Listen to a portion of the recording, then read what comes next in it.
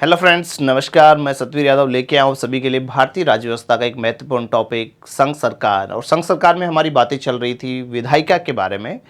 और विधायिका की आज इस क्लास में हम बात करेंगे विधायिका के जो 3 अंग होते हैं, राष्ट्रपति, लोकसभा, राज्यसभा से बनकर के जो विधायिका गठित हो रही है, जिसका मूल पार्ट होता है संसद, पार्लियामेंट।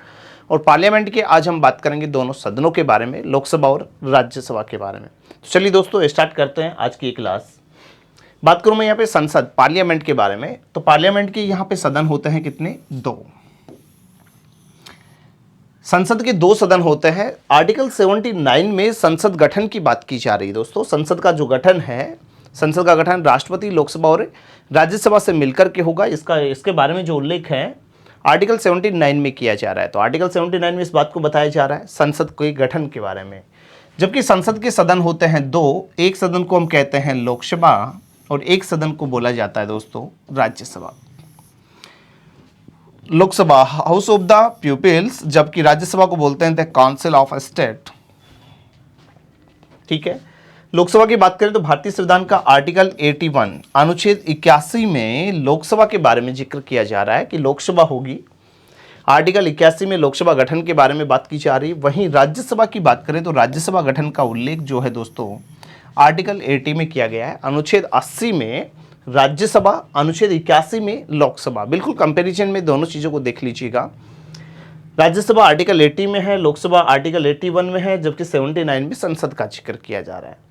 लोकसभा को अगर बात करें तो लोकसभा को संसद का प्रथम सदन, निम्न सदन, अस्थायी, लोकप्रिय सदन, युवा सदन या फिर कहें तो जनता का सदन भी कहा जाता है। जबकि राज्यसभा की बात की जाए तो राज्यसभा को संसद का द्वितीय सदन, उच्च सदन, स्थायी सदन, वरिष्ठ सदन या फिर कहें तो राज्यों का सदन कहकर के संबोधन किया जाता है। ओके, तो लोकसभा और राज्यसभा दोनों को ध्यान में रखिएगा। ये प्रथम सदन है, ये द्वितीय सदन है, ये निम्न सदन है, ये उच्च सदन है, ये अस्थायी है, ये स्थायी सदन है, ये जनता का है, ये राज्यों का सदन है। क्लियर है? बात की जाए दोनों सदनों को मिलाकर के बनती है संसद। और संसद की जो पहली बैठक हुई थी दोस्तों, इसको जरूर ध्यान में रख लेना। संसद की जो पहली बैठक है 13 मई 1952 को हो रही है। संसद की पहली बैठक 13 मई 1952 को हो रही है। जबकि लोकसभा का जो गठन है, लोकसभा का गठन जो हुआ था, ये गठन 17 अप्रैल को हुआ था। 17 अप्रैल 1952 को हुआ था लोकसभा गठन, 17 अप्रैल 1952। जबकि राज्यसभा का जो गठन है दोस्तों, ये 3 अप्रैल 1952 को हुआ था।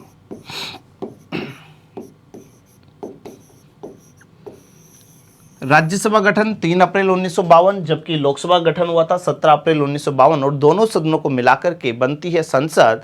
और संसद की जो पहली बैठक बुलाई गई थी 13 मई 1952 को हुई थी। बात करूं मैं यहाँ पर लोकसभा के बारे में, तो लोकसभा की जो सदस्य संख्या होती है, लोकसभा की जो सदस्य संख्या है, ये सदस्य संख्या अधिकतम होती है कितनी? 552। जबकि वर्तमान में है, वर्तमान सिनेरियोज में बात करें तो ये संख्या है 545। अधिकतम कितनी? 552, वर्तमान में 545 है। 545 में जो निर्वाचित सदस्य होते हैं, निर्वाचित सदस्य 543 होते हैं। जबकि मनोनीत सदस्य कितने? 2 मनोनीत सदस्य होते थे, जो कि एंग्लो इंडियन यहाँ पर कम्युनिटी से आते थे, आंग्ल भारतीय समुदाय से आते थे 2 सदस्य। लेकिन 104वां जो संविधान संशोधन है, जिसमें साफ शब्दों में यहाँ पर आंग्ल भारतीय कॉन्सेप्ट को समाप्त किया गया, भारतीय संविधान आर्टिकल 331 को यहाँ पर निश्चित कर दिया जा रहा है, रिक्त कर दिया जा रहा है। अतः अब आने वाले जो यहाँ पर लोकसभा के जो चुनाव होंगे 2024 में, उनमें यहाँ पर आंग्ल भारतीय प्रतिनिधित्व ना होकर के 545 सीटों के लिए क्या होना है? चुनाव होना है। क्योंकि यहाँ पर मनोनीत सदस्य जो आंग्ल भारतीय आते हैं, अब सभी के सभी यहाँ पे भारतीय हैं, कोई आंग्ल भारतीय बचा ही नहीं है। तो अभी तक की जो यहाँ पे स्ट्रक्चर है वो इसी प्रकार से रहेगा। मनोनीत 2 सदस्य यहाँ पर आते हैं लोकसभा में। अब जो 543 होते हैं, 543 में जो राज्यों से आते हैं वो 524 सदस्य आते हैं। 543 में से राज्यों से कितने आएंगे? जो 543 सदस्य हैं, इन 543 में राज्यों से जो सदस्य आते हैं 524 आते हैं। ठीक है। जबकि यूटी से जो सदस्य आते हैं, टोटल सदस्य कितने आते हैं? 19 सदस्य यूटी से आते हैं दोस्तों। सदस्य संख्या लोकसभा की बात कर रहे हैं, अधिकतम 552 होती है, वर्तमान में 545 है। 543 निर्वाचित हैं, 2 मनोनीत यहाँ पर आते थे। 543 में से 524 राज्यों से हो गई, जबकि 19 सदस्य कहाँ से आते हैं, यूटीज से आते हैं। और यूटीज में जो सबसे ज़्यादा सदस्य आते हैं वो दिल्ली से आते हैं, टोटल 7 सदस्य। उसके बाद में दूसरे स्थान पे जम्मू कश्मीर आते हैं, 5 सदस्य आते हैं जम्मू कश्मीर से। नंबर 3 पे दमन दीव और दादर नगर हवेली, जिनको मिक्स कर दिया गया, आता है यहाँ से 2 सदस्य। बाकी जो बचे हुए जो यूटीज हैं उन सभी से एक एक यहाँ पर सदस्य आता है। ओके, बात करें राज्यसभा की, तो राज्यसभा के अंदर जो सदस्य संख्या होती है दोस्तों, राज्यसभा की सदस्य संख्या अधिकतम होती है 250, वर्तमान में ये संख्या है 245। अधिकतम 250 है, वर्तमान में 245 है।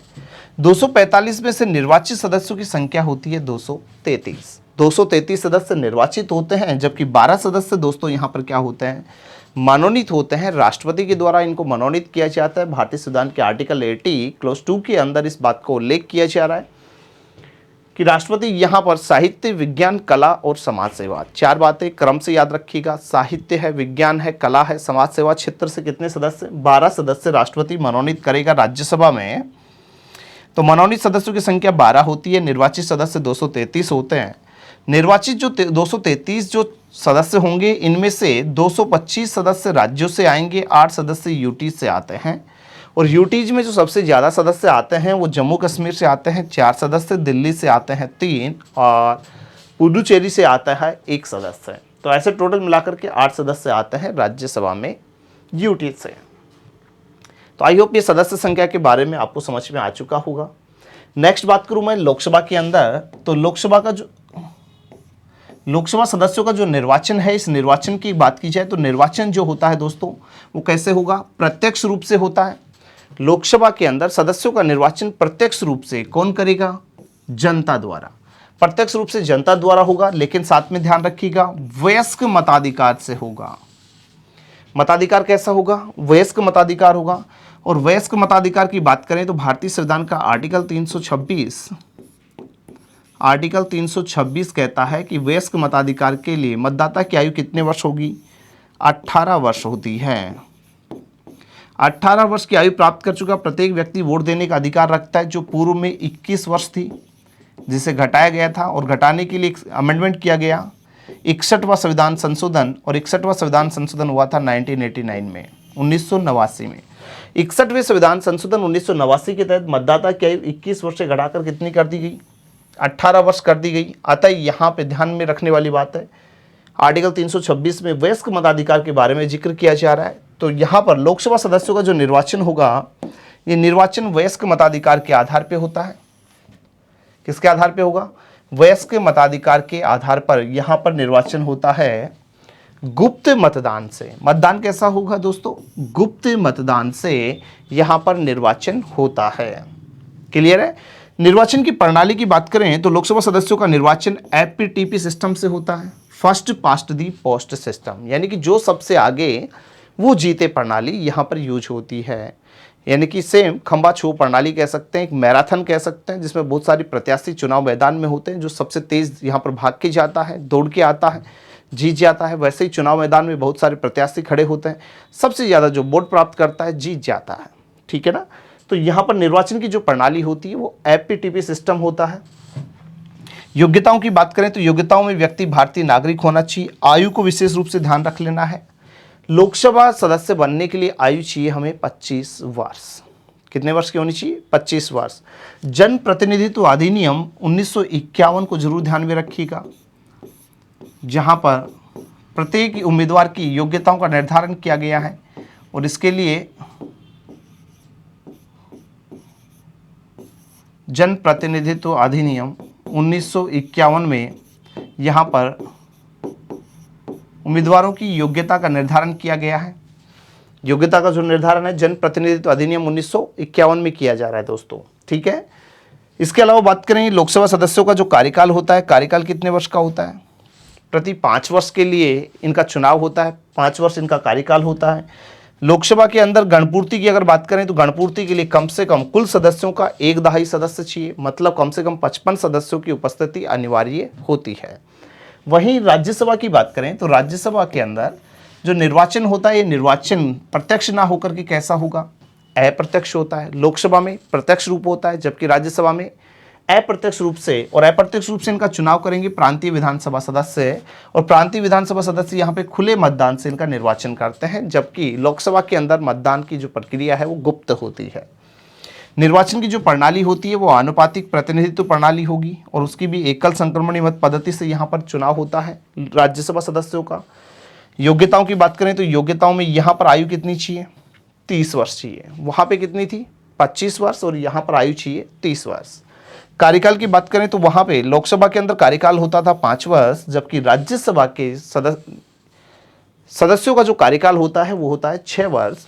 लेकिन स्थायी सदन है राज्यसभा, और स्थायी सदन होने के कारण प्रति वर्ष 1/3 सदस्य है ना, प्रति 2 वर्ष के बाद में 1/3 सदस्य क्या होंगे, पद मुक्त हो जाते हैं। प्रति 2 वर्ष के बाद में पद मुक्त हो जाएंगे, फिर 1/3 नए सदस्य आते हैं, ठीक है, फिर 1/3 सदस्य पद मुक्त होंगे, नए सदस्य आएंगे। इस तरीके से ये स्थायी रूप से बना रहता है। गणपूर्ति सेम है, वही 1/2 सदस्य, जैसे कि लोकसभा में हमने बात की थी। 1/2 कुल संख्या का 1/2 कितना था, वहाँ पे 55 सदस्य आ रहा था, और यहाँ पे कुल संख्या का 1/2 होता है 25 सदस्य। तो राज्यसभा गणपूर्ति के लिए कम से कम 25 सदस्यों की उपस्थिति अनिवार्य होती है दोस्तों। नेक्स्ट बात करते हैं, कुछ इंपॉर्टेंट फैक्ट्स पे बात करूं मैं तो भारत की जो संसद है इसके टोटल अंग होते हैं 3, और राष्ट्रपति जो है, राष्ट्रपति, लोकसभा और राज्यसभा 3 अंग होते हैं। 1954 में यहाँ पर जो राज्य परिषद है, 1954 में राज्य परिषद और जनता का जो सदन है, इन दोनों का नाम बदल के क्या किया गया था, राज्यसभा और लोकसभा किया गया था, और ये किया गया था डॉक्टर सर्वपल्ली राधाकृष्णन साहब की सिफारिशों पर। तो लोकसभा और राज्यसभा का जो नाम आ रहा है 1954 में आ रहा है, सर्वपल्ली राधाकृष्णन जी की सिफारिशों पर किया जा रहा है। भारत में जो प्रथम लोकसभा के जो चुनाव हुए थे ये 25 अक्टूबर 1951 से लेकर के 21 फेब से 1952 तक 21 फरवरी 1952 तक चले हैं दोस्तों। तो अक्टूबर से लेकर के फरवरी 1952 के बीच में यहाँ पर चुनाव हो रहे हैं। प्रथम लोकसभा के जो चुनाव हुए थे टोटल 489 सीटों पर, 489 सीटों के ऊपर क्या हो रहे हैं, चुनाव हो रहे हैं। चलिए बात करें लोकसभा और राज्यसभा के पीठासीन अधिकारियों के बारे में। पीठासीन जो अधिकारी होते हैं लोकसभा राज्यसभा के, लोकसभा का जो पीठासीन अधिकारी होता है वो होता है अध्यक्ष, और लोकसभा में एक होता है उपाध्यक्ष। तो अध्यक्ष और उपाध्यक्ष 2 होते हैं लोकसभा में, जबकि राज्यसभा के अंदर पीठासीन अधिकारी होते हैं सभापति और उपसभापति। राज्यसभा के पीठासीन अधिकारी सभापति और उपसभापति, लोकसभा के अंदर होते हैं अध्यक्ष और उपाध्यक्ष। बात करूं मैं लोकसभा के अंदर, तो लोकसभा के जो प्रथम लोकसभा अध्यक्ष थे वो थे GV मावलंकर साहब, गणेश वासुदेव मावलंकर, ठीक है, गणेश वासुदेव मावलंकर, जिन्हें लोकसभा का पिता भी कहते हैं, लोकसभा का पिता, लोकसभा का पिता, जनक कहते हैं, फादर्स ऑफ यहाँ पर लोकसभा के रूप में जाना जाता है GV मावलंकर साहब को। जबकि राज्यसभा के जो प्रथम सभापति थे वो बने थे सर्वपल्ली राधाकृष्णन साहब, क्योंकि राज्यसभा के जो सभापति होते हैं उपराष्ट्रपति होता है, और यहाँ पर प्रथम उपराष्ट्रपति आ रहे हैं सर्वपल्ली राधाकृष्णन जी, ठीक है। जबकि प्रथम लोकसभा के जो उपाध्यक्ष हैं, उपाध्यक्ष का नाम है अनंत शयनम अयंगर साहब, जबकि प्रथम उपसभापति बने थे कृष्ण मूर्ति राव साहब। वर्तमान में लोकसभा के जो पीठासीन अधिकारी हैं वो हैं ओम बिरला जी, जबकि वर्तमान में राज्यसभा के सभापति हैं जगदीप धनखड़ जी, और ये दोनों राजस्थान से बिलोंग करते हैं। बात करें यहाँ पर वर्तमान में लोकसभा के उपाध्यक्ष, तो उपाध्यक्ष पद पे कोई नहीं है, और वर्तमान में यहाँ पर उपसभापति की बात की जाए तो उपसभापति हैं हरिवंश राय बच्चन साहब। लोकसभा में सदन के नेता हैं नरेंद्र मोदी जी, जबकि राज्यसभा में सदन के नेता हैं पीयूष गोयल साहब। विपक्ष में दोनों ही जगह पे कोई नहीं है, खाली है ये पद, क्योंकि आपको पता होगा कि मल्लिकार्जुन खड़गे साहब राज्यसभा के यहाँ पे विपक्ष के नेता थे, लेकिन जब वो कांग्रेस के अध्यक्ष बनाए गए, कांग्रेस अध्यक्ष पद पे आते हैं, तो ऐसे में पद रिक्त है वर्तमान में। विपक्ष में बैठने के लिए यहाँ पर कोई क्यों नहीं है, तो उसके लिए भी मैं आपको बता दूं, तो विपक्ष में बैठने के लिए कम से कम लोग है कि कुल सीटों का 1/2 सदस्य यहाँ पर आपके पास में मेजॉरिटी होनी चाहिए, कम से कम 1/2 सीटें आपके पास में होनी चाहिए किसी भी राजनीतिक दल के पास में। तो किसी भी राजनीतिक दल के पास में इतनी सीटें हैं नहीं, यानी कम से कम 55 सीटें होनी चाहिए, और 55 सीटों पर कोई नहीं है। वर्तमान में यूपीए को अगर मिला दिया जाए तो यूपीए को मिलाकर के जरूर एक विपक्ष यहाँ पर तैयार होता है, लेकिन मजबूत विपक्ष नहीं होने के कारण विपक्ष का नेता आधिकारिक रूप से कोई नहीं है। वैसे कांग्रेस ने यहाँ पे बना रखा है आधीर रंजन चौधरी साहब को, विपक्ष के नेता के रूप में राज्यसभा लोकसभा में प्रेजेंट होते हैं। बात की जाए लोकसभा के महासचिव, लोकसभा में एकमात्र जो प्रशासनिक पद होता है दोस्तों वो महासचिव का होता है, और वो लोकसभा के महासचिव हैं उत्पल कुमार, जबकि राज्यसभा के जो महासचिव हैं उनका नाम है पीसी मोदी जी, जिन्होंने राष्ट्रपति द्रौपदी मुर्मू जी के चुनाव कंडक्ट भी करवाए हैं। ध्यान दीजिएगा, आर्टिकल 93 में, आर्टिकल 93 के अंदर लोकसभा सदस्य अपने में से एक अध्यक्ष का क्या करते हैं, निर्वाचन चयन करते हैं। लोकसभा अध्यक्ष के रूप में किसी भी प्रकार की कोई शपथ ग्रहण नहीं करता है, क्योंकि वह सदस्य के रूप में पहले ही शपथ ले चुका होता है। लोकसभा अध्यक्ष जो होता है अपना त्यागपत्र किसको देगा, अपना त्यागपत्र उपाध्यक्ष को देता है, और उपाध्यक्ष अपना त्यागपत्र अध्यक्ष को, यानी कि जैसे राष्ट्रपति उपराष्ट्रपति को देकर के अपना पद रिक्त करता है, ठीक वैसे ही लोकसभा का अध्यक्ष उपाध्यक्ष को और उपाध्यक्ष अध्यक्ष को अपना त्यागपत्र देकर के पद रिक्त करते हैं। लोकसभा अध्यक्ष समयावधि पूर्ण होने के बाद भी तब तक अपने पद पर बना रहेगा जब तक कि उसका उत्तराधिकारी पद ग्रहण ना कर ले, फिर चाहे भले ही उसका कार्यकाल कंप्लीट क्यों नहीं हो जाए, लेकिन पद पर शासकीय अंतराल नहीं होना चाहिए, इसलिए वो पद पर बना रहेगा। साथ ही कोई भी विधेयक धन विधेयक है या नहीं, इस बात का निर्धारण भी कौन करता है दोस्तों, लोकसभा स्पीकर ही करता है। स्पीकर की बात की जाए तो लोकसभा का जो स्पीकर है उसका निर्वाचन की जो तिथि है वो कौन तय करता है, राष्ट्रपति तय करता है। निर्वाचन की तिथि राष्ट्रपति तय करेगा। लोकसभा अध्यक्ष को 14 दिन पूर्व सूचना देकर के समस्त सदस्यों के बहुमत से पारित संकल्प के द्वारा उसे पद से हटाया भी जा सकता है। लोकसभा अध्यक्ष और उपाध्यक्ष की वेतन भत्ते निर्धारित करने का अधिकार किसको प्राप्त है, संसद को प्राप्त होता है। जहां वर्तमान में लोकसभा का जो अध्यक्ष है राज्यसभा सभापति के बराबर यहाँ पर पैसा लेता है, यानी कि 4 लाख रुपए प्रति माह इसका वेतन होता है।